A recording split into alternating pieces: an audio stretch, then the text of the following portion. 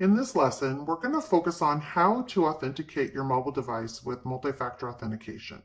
To get started, we start with step one, which is the administrator of the Office 365 account logging in, and then finding the particular user or users that they want to enable MFA for.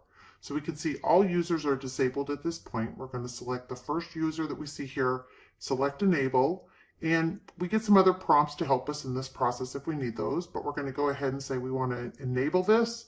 We get success. If we come up to the browser window and we refresh, we in fact now see that it is enabled.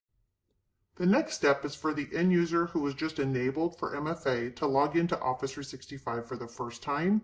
We'll do so using the incognito mode. The first prompt tells us it needs more information. We click next, and now we're going to enter our security information. We can choose from a few options here. We can select our mobile phone, the office phone, or even our mobile app. We'll select mobile app and in fact notification here. As soon as you say setup, you get a code to access the Authenticator app, but I already have that open on my phone here.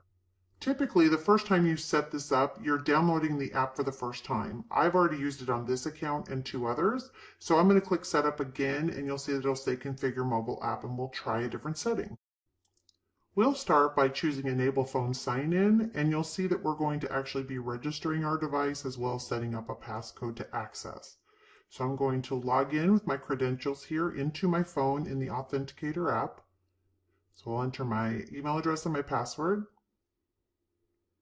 And then we're going to sign in.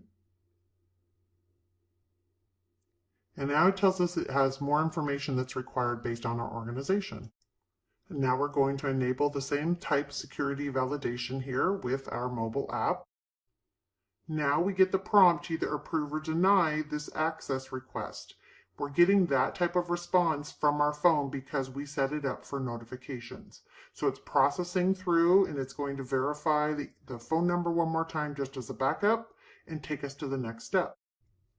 Now we're going to register this mobile device as a secure device that we trust within the Office 365 platform. So I'm waiting for that to confirm, and in fact we've got phone sign-in is now enabled. Now let's see what happens when the phone doesn't know who we are. So let's navigate to incognito mode on our Chrome browser within our phone. We'll log into the Office 365 portal, and I'll log in just like you normally would on your laptop or other device. So I'm going to put in my email address here, and we'll navigate, and yes, it's my work account, and now I'm going to enter my password. So just like you normally would in other credentials, and let's see what the phone says. I get verification that in fact I need to approve this request. And now I'm going to approve this. It shows that in my app. And now if I go back to Chrome, I can navigate Office 365 just like I would in any other browser. And now I can actually access my account from the upper right, go into my security and privacy, and actually can manage my settings here as well. Now let's see what happens if we access PowerPoint for the first time from our phone. So we see that we can access our PowerPoint. It looks normal, but then we get a prompt telling us we have to restart the app because our organization is protecting us. So in fact, we open PowerPoint back up. We no longer see the prompt, and in fact, I can start a brand new PowerPoint directly from my phone.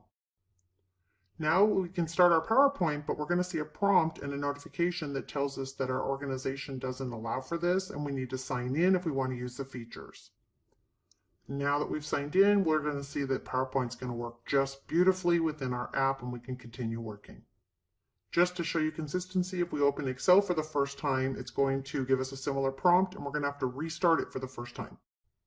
So we'll relaunch Excel, and we can see we get the same prompts we normally would. We can select a template, and we're good to go.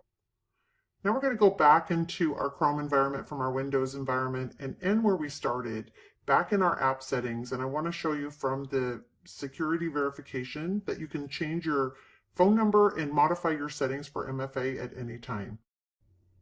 Thanks for watching this lesson, and I hope to see you in future lessons as well.